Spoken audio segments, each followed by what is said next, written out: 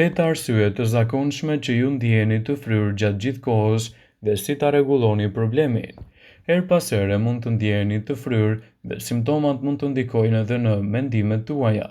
Për disa njerëz fryrja mund të jetë aq e rëndë sa që të çojë në djegje dhe ngulitje, të cilat mund të krijojnë zhurma të barkut dhe enjtje dëti.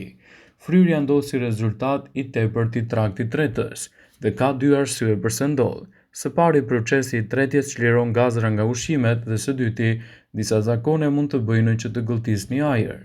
Arsyet pse jeni të fryrë gjatë gjithë kohës mund të jetë për shkak të ushqimit të tepërt, gëlltitja e ajrit, stresi, hani ushqime me gaz, nuk pini ujë mjaftueshëm, përdorni ëmbëlsues artificial dhe konsumoni qumësht që mund të shkaktojnë fryrje për shkak të intolerancës, dhe disa ilaçe mund të shkaktojnë fryrje.